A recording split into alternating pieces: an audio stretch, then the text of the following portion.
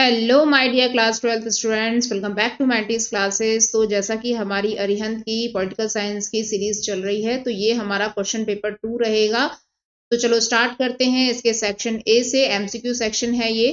First question क्या बोल रहा है, which political party oppose the two nation theory and the demand for Pakistan. तो कौन सी पॉलिटिकल पार्टी थी जो टू नेशन थियोरी को मतलब डिमांड कर रही थी, उनको क्या है बंटवारा चाहिए था देश से। तो ये है आपका मुस्लिम लीग, ठीक है, तो जिसके हेड थे मोहम्मद अली जिन्ना, तो जिनकी वजह से पाकिस्तान जो है उसका ओराइजन होता है। एंड देन सेकंड क्वेश्चन है, who introduce the economic and political reforms policies of the perestroika. Perestroika का मतलब होता है रशियन लैंग्वेज में रिस्ट्रक्चरिंग, एंड ग्लासनोस्ट का मतलब होता है ओपननेस। तो किसने ये इंट्रोड्यूस किया था? एक्चुअली क्या था कि जब सोवियत यूनियन डिसइंटीग्रेशन की कगार पे आ गया था ना, तो वहां के लीडर्स को तब जाके मतलब ये अंदाजा होता है कि भाई हमारे देश में लोगों को जो प्रॉब्लम है उसको सॉल्व किया जाए। हमारे लोग जो हैं वो कैपिटलिस्ट जो आइडियोलॉजी है उसको अपनाना चाहते हैं, उनको दोबारा से रिस्ट्रक्चर्ड फॉर्म में लाना चाहिए, दोबारा से उनके लिए ओपननेस आनी चाहिए, ठीक है ना। तो इसके लिए यहाँ पे जो ये लीडर हैं ये दो पॉलिसीज लेकर आते हैं कि किसी भी तरीके से हमारे देश को टूटने से बचाया जा सके, लेकिन ऐसा हो नहीं पाता है। तो ये है मिखेल गोर्बाचेव। ये बहुत कोशिश करते हैं डिसइंटीग्रेशन से बचाने के लिए, लेकिन लास्ट में इन्हीं को डिसइंटीग्रेशन का ब्लेम जो है मिल जाता है, ठीक है। तो इन दोनों वर्ड्स का मीनिंग आपको पता होना चाहिए, पेरेस्ट्रोइका यानी रिस्ट्रक्चरिंग एंड ग्लासनोस्ट यानी ओपननेस। देन थर्ड क्वेश्चन पे मूव करेंगे। मैच द फॉलोइंग है ये। यहाँ पे आपको बताना है ये जो ट्रीटीज हैं ये कौन से ईयर में साइन हुई थी। तो आपकी अंटार्कटिक ट्रीटी जो है ये साइन हुई थी 1959 में। देन मॉन्ट्रियल प्रोटोकॉल जो है ये हुई थी 1987 में। क्योटो प्रोटोकॉल जो है ये हुई थी 1992 में। And then Antarctic environmental protocol जो है ये हुई थी 1991 में। तो आपका जो आंसर हो जाएगा वो हो जाएगा 3124। Answer A is correct. And then move करते हैं फोर्थ क्वेश्चन पे। यहाँ पे ये दो स्टेटमेंट हैं, तो आपको बताना है कि ये सही है या गलत है। तो पहला स्टेटमेंट क्या बोल रहा है, the Congress face the challenges of political succession for the second time in 2 years after the death of the Lal Bahadur Shastri. देखो लाल बहादुर शास्त्री की डेथ तक ना यहाँ पे इंस्टेबिलिटी बनी रहती है, क्योंकि जवाहरलाल नेहरू की डेथ हो जाती है, फिर 2 साल बाद ही लाल बहादुर शास्त्री की डेथ हो जाती है, ठीक है ना। तो यहाँ पे जो कांग्रेस है वो नए चैलेंजेस फेस करती है, तब इंदिरा गांधी आती हैं, और इंदिरा गांधी को लोग जो है इतनी जल्दी समझ नहीं पाते हैं, बिल्कुल वो फ्रेशर होती हैं, ठीक है। तो इसलिए यहाँ पे नए चैलेंजेस उनके सामने आते हैं कांग्रेस के सामने। तो ये बिल्कुल सही स्टेटमेंट है। सेकंड स्टेटमेंट है, this time the senior leaders in the party decided to back Indira Gandhi but the decision was not unanimous, ठीक है। तो यहाँ पे जो डिसीजन होता है वो सबके लिए मतलब सब जो डिसीजन देते हैं वो फिट नहीं हो पाता है इंदिरा गांधी के लिए। तो ये दोनों ही स्टेटमेंट सही हैं। बहुत लोग उनको डिसलाइक करते हैं, बहुत लोग उनको लाइक करते हैं, ठीक है। तो ये ऐसी बात बन नहीं पाती, लेकिन फिर भी जो पीएम है इंदिरा गांधी बन ही जाती हैं बाद में। ओके, तो यहाँ पे ये हमारे दोनों ही स्टेटमेंट क्या हो जाएंगे, ये ट्रू हो जाएंगे। तो हमारा आंसर हो जाएगा A, both statement 1 and 2 is correct, are correct, ठीक है। Then which of the following is generally considered a characteristics of a third world country. यहाँ पे देखो थर्ड वर्ल्ड की बात कर रहा है। अब यहाँ पे क्या है, अब थर्ड वर्ल्ड का मतलब क्या है, जैसे फर्स्ट वर्ल्ड होगा, फिर कोई सेकेंड वर्ल्ड होगा एंड थर्ड वर्ल्ड होगा। तो फर्स्ट वर्ल्ड जो है ये अमेरिका और नेटो कंट्रीज को बोला जाता था, यानी अमेरिका और यूरोपियन कंट्रीज जो है इनको फर्स्ट वर्ल्ड बोला जाता था, जहाँ पे कैपिटलिस्ट आइडियोलॉजी डेमोक्रेसी को फॉलो किया जाता है। देन सेकेंड जो है ये आपका सोवियत यूनियन, जिसको रशिया बोला जाता है, ये कम्युनिज्म को फॉलो करते हैं, सोशलिज्म को फॉलो करते हैं। और जो थर्ड वर्ल्ड है ना, ये न तो कैपिटलिस्ट को फॉलो करते थे पूरी तरीके से, न कम्युनिज्म को फॉलो करते थे, ठीक है ना। तो जिसमें हमारा भारत आता है। तो इसका मतलब ये थर्ड वर्ल्ड की कैटेगरीज में कौन से कंट्रीज डाले गए थे, जिनके पास लोअर इनकम है and higher level of poverty है। तो ऐसे कंट्रीज जो हैं वो थर्ड वर्ल्ड कहलाते थे। देन सिक्स्थ क्वेश्चन है, विच party supported the United front government. तो किसने यूनाइटेड फ्रंट को सपोर्ट किया था, तो ये है Congress. Okay, then seventh question है, which among the following were not associated with Bahujan Samajwadi Party, ठीक है। तो कौन कौन जो है यहाँ पे नहीं है, देखो वर नॉट पूछा है, तो यहाँ पे कौन कौन नहीं है वो आपको बताना है। तो बीपी मंडल भी बहुजन समाज पार्टी से बिलोंग नहीं करते एंड वीपी सिंह भी नहीं करते। कौन करते थे? इसके फाउंडर थे कांसी राम। बहुजन समाजवादी पार्टी मतलब आप बोल सकते हो जिसे मायावती बिलोंग करती हैं, बसपा बोलते हैं इसको यूपी के अंदर, तो ये इसके फाउंडर थे कांसी राम। 8th क्वेश्चन है, what was the primary reason for the election commission of India to order the revision और deletion of entries before the first general elections? तो यहाँ पे क्या है, जो इलेक्शन कमीशन है इसने किस चीज को रिवाइज किया था, ठीक है, और किस चीज को डिलीट किया था, इस तरीके से बोल रहा है। तो ये जेंडर को लेके बात हुई थी। कहने का मतलब है कि जेंडर ब्यास नहीं होना चाहिए, इलेक्शन जो है वो सबके लिए इक्वल होने चाहिए, लेडी हो जेंट हो। तो हमारे जो देश के इलेक्शंस हुए थे उसमें खूब लेडीज ने पार्टिसिपेट भी किया था और बहुत ही सक्सेसफुल हमारे इलेक्शंस हुए थे, ठीक है। तो यहाँ पे आंसर हो जाएगा सी यानी जेंडर। देन मूव करते हैं नेक्स्ट क्वेश्चन पे। 9th क्वेश्चन बोल रहा है, हल्का सा यहाँ ब्लर है स्टूडेंट, तो आप कॉपरेट कीजिए। Who became the prime minister during the coalition government formed in 1998? तो यहाँ पे 1998 की बात, मतलब कोलिशन गवर्नमेंट जो है, देखो यहाँ पे क्या है, जो एनडीए सरकार है तो भाजपा जो है उसके साथ मिलकर काम कर रही थी, है ना। तो यहाँ पे क्या 1998 के बाद जो है मेन लीडर बनते हैं, यहाँ पे प्राइम मिनिस्टर बनते हैं किसके, भाजपा के यानी बीजेपी के, तो वो है अटल बिहारी वाजपेयी, ठीक है, जो आज की डेट में रूलिंग पार्टी है। Then 10th क्वेश्चन है, in the questions given below there are two statement marks assertion reasoning है, तो सीधा पहुंचेंगे अपने असर्शन पे। NITI Aayog act in the spirit of cooperating federalism? तो नीति आयोग जो है क्या ये कोऑपरेटिंग फेडरलिज्म के स्पिरिट पे काम करती है? तो इसका रीजन यहाँ पे क्या बोल रहा है, it ensures equal participation of all states in the country. तो ये दोनों ही स्टेटमेंट इसके करेक्ट हैं और जो आर है वो भी इसकी करेक्ट एक्सप्लेनेशन दिखा रहा है। बिल्कुल नीति आयोग को बनाया ही इसलिए गया है ताकि सारे के सारे स्टेट्स जो है उनको कंसीडर किया जा सके, उनका पार्टिसिपेशन प्रॉपर हो सके। देखो प्लानिंग कमीशन भी अच्छा था लेकिन उसमें कुछ प्रॉब्लम्स थी, इस वजह से इसको अपडेट करके नीति आयोग के फॉर्म में लाया गया है, ठीक है। तो यहाँ पे आंसर हमारा हो जाएगा बोथ, जो आपके सही हैं वो आपका आंसर ए इज करेक्ट, ठीक है। देन 11th क्वेश्चन देखेंगे, identify and right the incorrect pair. तो आपको इनकरेक्ट पेयर बताना है, गलत चीज बतानी है आपको। तो यहाँ पे क्या हो जाएगा, ये आपको ईयर के हिसाब से देखना है। देखो चाइनीज इन्वेशन जो है ये 1962 में हुआ था, बिल्कुल सही है, ठीक है। हमारी जो है वो चाइना से एक ही बार लड़ाई हुई है और उसमें हम बहुत बुरी तरीके से हारे थे। पंचशील एग्रीमेंट जो है ये कब साइन हुआ था, ये 1964 में नहीं हुआ था, इसका ईयर आप मुझे कमेंट बॉक्स में बताओगे। एंड नेक्स्ट है ताशकंद एग्रीमेंट, ये भी 1966 में हुआ था, जिसमें जो लाल बहादुर शास्त्री हैं वो गए थे और फिर वो लौट के नहीं आ पाए, उनकी डेथ हो जाती है वहां पे। एंड शिमला एग्रीमेंट जो है इसको साइन करती हैं ये आपकी इंदिरा गांधी और जुल्फिकार, आई थिंक जुल्फिकार अली भुट्टो थे या कौन थे, आप मुझे बताना करेक्ट करके, ठीक है। तो 1972 में शिमला में ये एग्रीमेंट होता है, किसके बाद, 1971 की लड़ाई के बाद। देन 12th क्वेश्चन पे मूव करेंगे, arrange the following in the chronological order. आपको क्रोनोलॉजी में लगाना है इसको, तो आप बताइए इसको। पहला creation of the Maharashtra and the Gujarat, तो यहाँ पे आपका बोल रहा है कि कौन से स्टेट्स का जो क्रिएशन है ना वो लाइन वाइज हुआ है, ठीक है। तो यहाँ पे हम देखेंगे सेकेंड वाला जो है क्रिएशन ऑफ आंध्र प्रदेश। देखो इसका क्रिएशन इसलिए हुआ था क्योंकि ये लैंग्वेज के बेस पे बंटने वाला पहला स्टेट था, ठीक है। तो जहाँ पे एसआरसी लगा था, स्टेट रीऑर्गेनाइजेशन कमीशन के अंडर में काम किया गया था, तो यहाँ से हम याद रखेंगे ये पहला क्रिएशन इसका हो चुका था। देन आफ्टर हुआ था महाराष्ट्र एंड गुजरात को अलग किया गया, देन आफ्टर आपका नागालैंड को अलग किया गया और लास्ट में जो है आसाम से अलग होता है मेघालय, ओके। तो आंसर हो जाएगा हमारा 2143, ठीक है। तो 2143 कहाँ पे है, ये है आपका ऑप्शन बी 2143। देन इसके जो ईयर है, मतलब कौन से ईयर में ये हुआ है, तो आप मुझे इसके आंसर बताओगे। देखो अगर मैं आपसे क्वेश्चंस पूछ रही हूँ तो ये आप ही का रिवीजन हो रहा है, तो इसलिए स्टूडेंट्स आप जो है ऐसे मत समझिए कि बस टाइम पास करना है, ऐसे जस्ट वीडियो देख लिया आधी अधूरी, ऐसे नहीं करना है, आपको अच्छे से वीडियो देखना है, आंसरिंग करनी है, ठीक है। तो आप यहाँ पे क्वेश्चंस अगर जो पूछे जा रहे हैं तो देखो कमेंट करने में कुछ नहीं जा रहा है, मुझे आपकी नॉलेज पता लगेगी, बहुत अच्छी चीज है, ठीक है। देन मूव करते हैं सेक्शन बी में। तो यहाँ पे क्या है, आपके 2 मार्क्स के क्वेश्चंस हैं, तो ये आपको पता ही होगा। यूनिपोलरिटी एंड बाइपोलरिटी क्या होता है, यूनिपोलरिटी मतलब वन वर्ल्ड ओनली, जो एक ही वर्ल्ड आपका रहेगा, और बाइपोलरिटी में 2 वर्ल्ड रहेंगे। 1 वर्ल्ड 2 वर्ल्ड ये क्या है, देखो फर्स्ट वर्ल्ड मतलब आपका जो अमेरिका है ना, तो जब बाद में अमेरिका का राज हो जाता है तो यूनिपोलर वर्ल्ड हो जाता है, लेकिन उससे पहले जो रशिया और अमेरिका दोनों रूल कर रहे थे वर्ल्ड पे, तो वो बाइपोलर वर्ल्ड था, है ना, तो उसके बारे में आपको बताना है।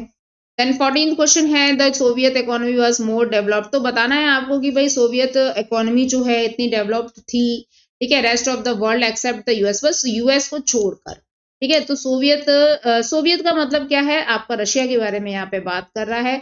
After the second world war, तो सेकेंड वर्ल्ड वॉर तक मतलब कहने का है कि सेकेंड वर्ल्ड वॉर तक यूएस एंड यूएसएसआर ये दोनों ही बहुत अच्छे फ्रेंड होते हैं, ये अलाइज होते हैं, लेकिन सेकेंड वर्ल्ड वॉर के बाद ये धीरे धीरे सिर्फ आइडियोलॉजी के बेस पे बढ़ जाते हैं। इनका जो कम्युनिज्म और कैपिटलिज्म वाला फंडा है ये अलग कर देता है, ठीक है। तो यहाँ पे आपको बताना है कि किस तरीके से ऐसा हो जाता है। Then South Asia stands for the diversity in every sense and yet constitutes one geopolitical space.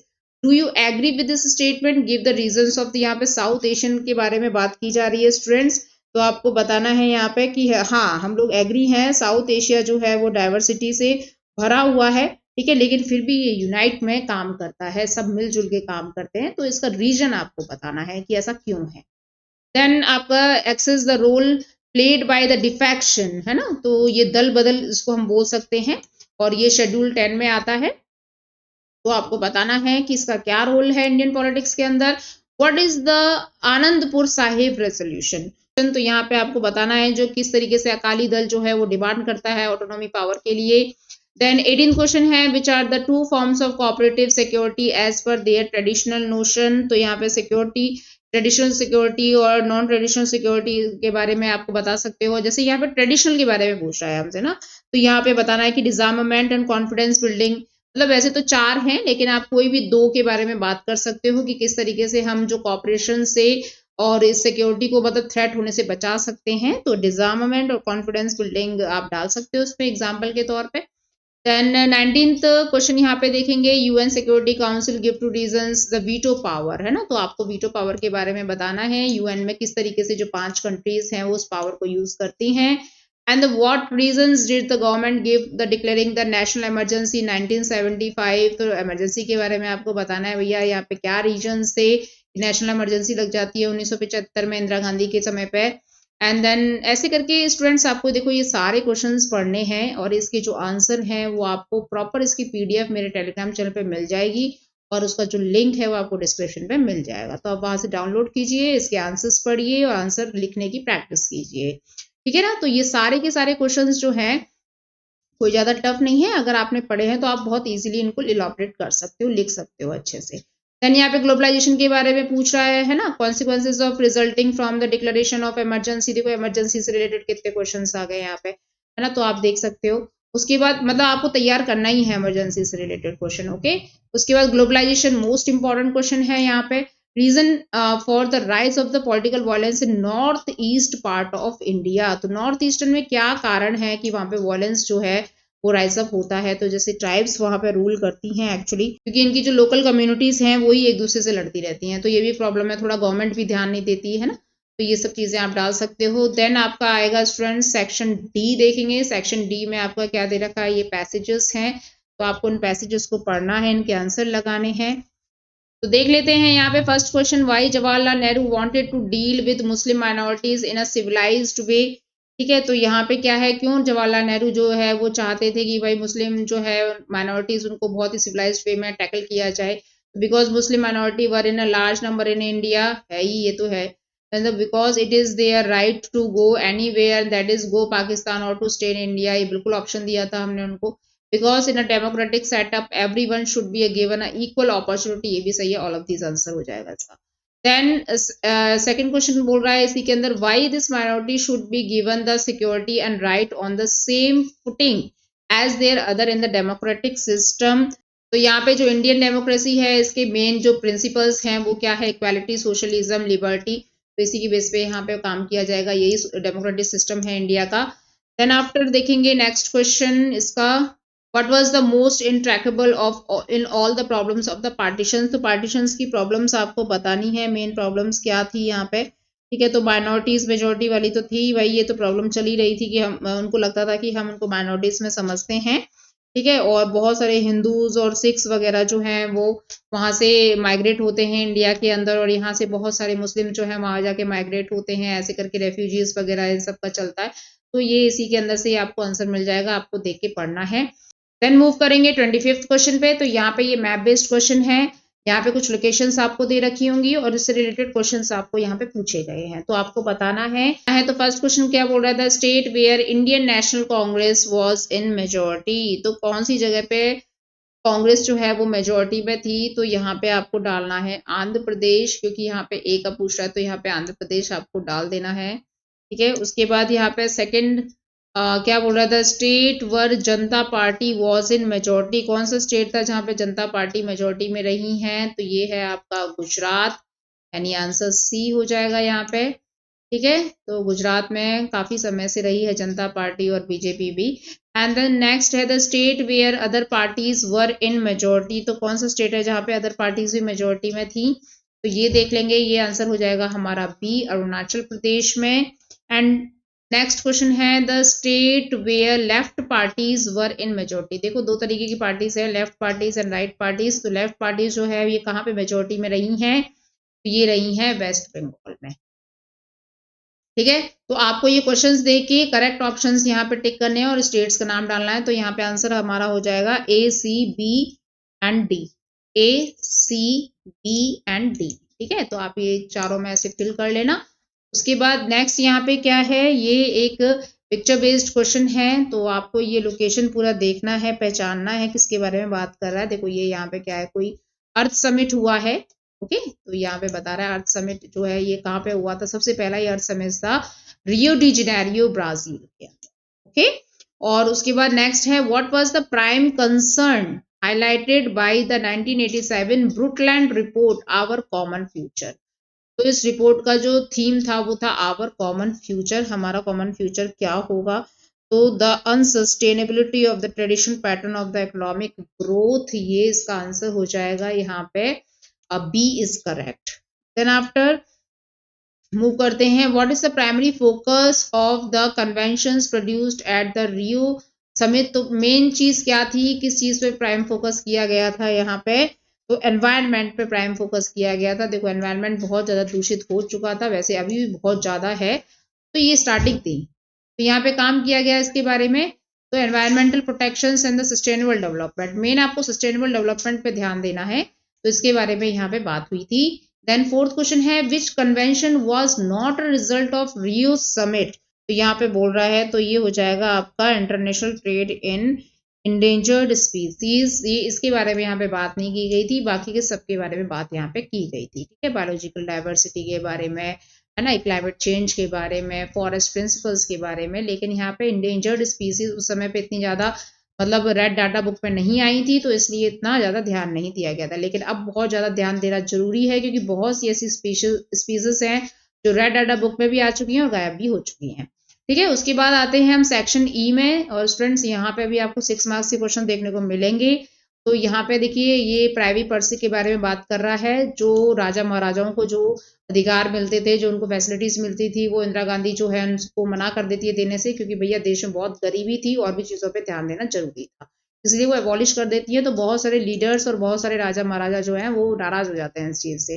Then after यहाँ पे the circumstances led to Indira Gandhi's government becoming a minorities in the 1971, है ना। तो क्या क्या सर्कमस्टेंसेस बनते हैं यहाँ पे 1971 में, जो इंदिरा गांधी दोबारा से बन जाती हैं। ठीक है। तो आपको ध्यान देना, देखो 1971 में तो मेन इंदिरा गांधी की वजह से ही आपका देश जो है वो पाकिस्तान से लड़ता है बांग्लादेश के लिए, है ना। तो बहुत ज्यादा पॉपुलर हो जाती है इस इंसिडेंट के बाद। Then what are the characteristics of India and USSR relating during the cold war, है ना। तो ये कोल्ड वॉर वाला तो चैप्टर ही हटा दिया है, लेकिन फिर भी चलो यहाँ पे दे दिया है कि India and USSR relating the cold war में किस तरीके से चल रहा था, इनका रिलेशन बताना है आपको। वैसे यूएसएसआर के साथ हमारे अच्छे ही रिलेशन रहे हैं, ठीक है, शुरू से ही। Then what are the factors that forced Gorbachev is initiated for the reforms in USSR। तो गोर्बाचेव जो है क्या क्या रिफॉर्म्स लेकर आते हैं यूएसएसआर के अंदर, इसके बारे में बताना है। देन मूव करेंगे नेक्स्ट क्वेश्चन पे, explain any 3 challenges faced by the India as a new nation state। तो क्या क्या इंडिया प्रॉब्लम्स फेस करता है, जैसे अकोमोडेशन एंड यूनिटी की प्रॉब्लम फेस करता है, जैसे डेमोक्रेसी रखनी चाहिए कि नहीं रखनी चाहिए, है ना, किस तरीके से हम अपनी सोसाइटी को वेलबिंग बना सकते हैं। तो ऐसे करके बहुत सारे चैलेंजेस इंडिया के सामने आते हैं। Then explain the mass movement of population due to the drawing of the borders based on the religious majorities। तो यहाँ पे भैया मेजोरिटी के बारे में बात हो रही है, किस तरीके से बनाया जाए, है ना। तो हिंदूज है, सिख्स हैं, तो ये बहुत सारी प्रॉब्लम्स होती हैं मेनली, जहाँ पे भाई कम्युनल रियॉट्स हो जाते हैं। उसके बाद है next, suggest any 3 steps in 2005 to make the United Nation more relevant in changing the context. तो ये क्वेश्चन स्टूडेंट्स आपको दोनों देख लेने हैं अच्छे से। इसके जो आंसर्स हैं वो आपको इसके साथ ही जो पीडीएफ आपको मिलेगी ना टेलीग्राम पे, उसमें ही मिल जाएंगे। तो आपको करनी है इसकी अच्छी खासी प्रैक्टिस। अब देखो एग्जाम को ज़्यादा समय रहा नहीं है, डेट शीट आ चुकी है, 15 तारीख से आपके एग्जाम्स हैं, तो मेहनत करिए और अच्छे मार्क्स आपको तभी मिलेंगे जब आप अच्छा राइटिंग प्रैक्टिस करोगे, मेहनत करोगे। ओके स्टूडेंट्स, तो नेक्स्ट जो है मैं सैम्पल पेपर लेकर आऊंगी, 3rd सैम्पल पेपर के साथ मिलेंगे। ऐसे करके आपको 15 के 15 सैम्पल पेपर जो है वो कंप्लीट करा दिए जाएंगे, पॉलिटिकल साइंस के, हिस्ट्री के and geography. Thank you students.